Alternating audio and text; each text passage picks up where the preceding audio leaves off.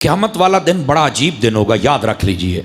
वैसे तो मेरे महबूब करीम अलैहिस्सलाम ने फरमाया कब्र पहली मंजिल है, जो यहाँ से बच गया वो आगे वाली मंजिलों में बच गया, जो यहाँ फंस गया आगे भी फंस गया। इसी वास्ते हमारे बुजुर्ग कहते हैं अक्सर दुआ किया करें, अल्लाह कब्र के इम्तिहान में हमें कामयाबी अता फरमा दे।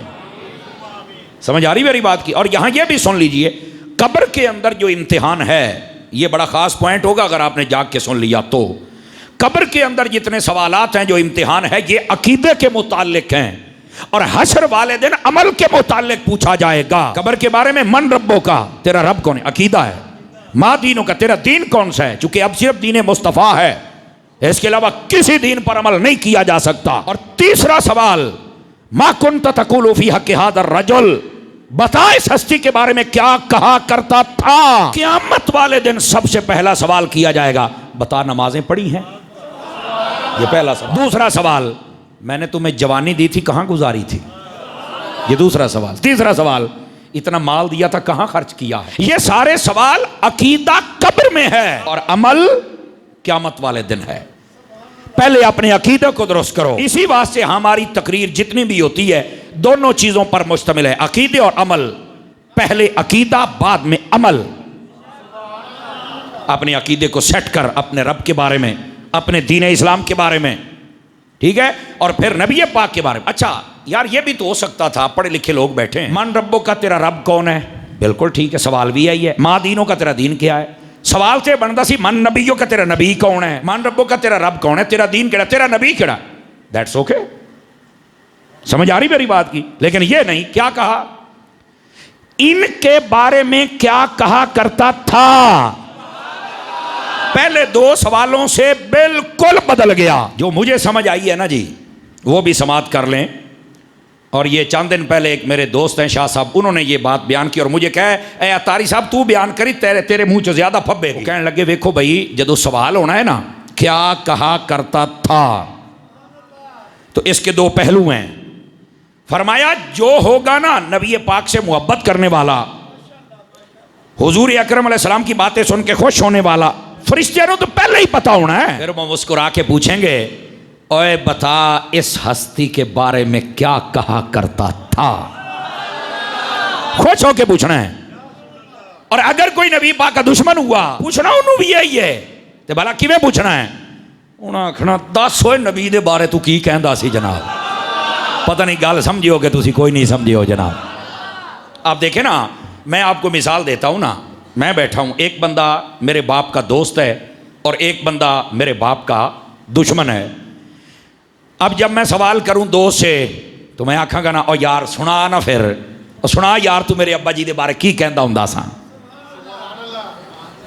मेरे लफ्जों में भी चाशनी होगी, चेहरे का जो रिएक्शन वो भी मुख्तलिफ होगा, तो मेरा दिल करेगा मैं सुना ये मुंहों। ਇਹਦਾ मतलब है शाने मुस्तफा ते कब्र दे विच जांदियां ही शुरू हो जानी है जनाब। ये उनके लिए होगा जो हुजूर की शाने बयान करते। फिर इतने खुश होगा, बता यार जरा जरा दुनिया दे विच बड़ा शाना बयान कर, इत्थे सानू भी सुना ना, सुना जरा शाना। अगर मेरे बाप का दुश्मन हो तो मैनू पता लग जाए भी फलां फलां जगह ते ये बेगैरत भौंकदा रहा मेरे अब्बे दे खिलाफ, ते मेरे हथ च जेड़ी शै मैं कहा ओए दसे ना तू की कहंदा रहा मेरे प्यो दे बारे, दस ना एक बारी, तेरी ऐसी दी तैसी इंज ही होना है। तो मेरा पुत्र फरिश्ते ने भी इंज ही फड़ना है। जेड़ा मुहब्बत वाला होना है ना, ओदे मुस्कुरा, ओए दस ओए तू थोड़ा नबी दियां शाना सुना, किवें दुनिया ते सुनांदा हुंदा सी, जरा दसे ना। ते जेड़ा दुश्मन होना है, उन्हें चुक सोटा लेना है ते पा लम्या लेना है। तो ये जो कब्र का सवाल है ना तीसरा, ये वैसे भी हो सकता था मन नबियों का, नहीं, इसमें मोहब्बत वालों को अलग रंग दिया जाएगा, नफरत वालों को अलग दिया। तो फिर मुझे यहाँ पर बाबा जी खादिम हुसैन रिजवी याद आते हैं। ओ बड़ी सोहनी गल करते सन। वो कहते सन पुत्रा नबी पाक दे बारे उंज दियां गल्लां कर जिहड़ियां उन्हां दे सामने कर सके। कहंदी उंज दियां गल्लां कर जिहड़ियां नबी दे सामने कर सके। ओ पुत्रा जे तू नबी दे सामने नहीं कर सकदा ते मोड़ो ना कर। कब्र दे विच आउणा है, सवाल ते होना है, ते गल ओ कर जिहड़ी उन्हां दे सामने कर सके। तेरा जो अकीदा वे नबी कारी कुछ नहीं सकता, नबी मर के मिट्टी हो गया, नबी नूं दीवार दे पिछे तो पता नहीं, नबी तो साडे वर्गे, नबी तो वड्डे बिरा वर्गा सी। मैं कहा माशाअल्लाह माशाअल्लाह, फिर तो तेनों सारे ही नाम लभ जाणगे ना। हैं। और अगर तेरा ये अकीदा हुआ सबसे औला हो आला हमारा नबी।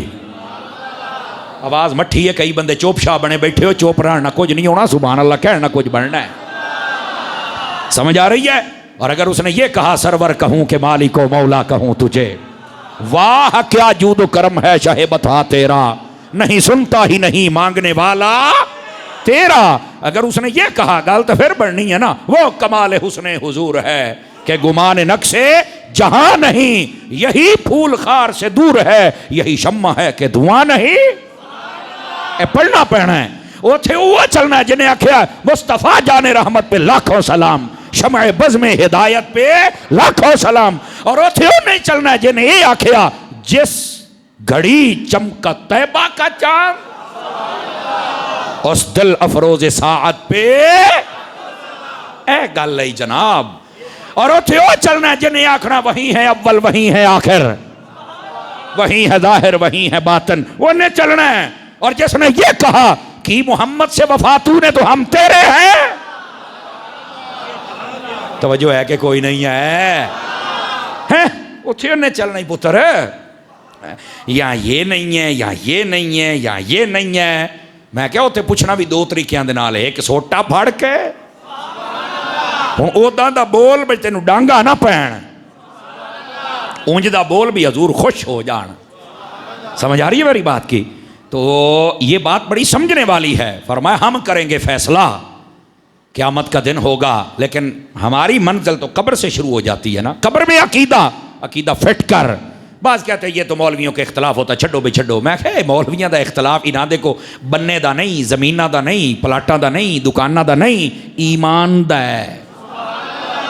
और आजकल बड़े लोग कोशिश कर रहे हैं हलाल हराम को इकट्ठा कर दिया जाए। मैं कहा ना, जिमें खोता ते कट्टा कट्ठा नहीं ना पक सकता, कुत्ता ते बकरा कट्ठा नहीं पक सकता, इस तरह बद मजहब और सुन्नी इकट्ठा नहीं बैठ सकता।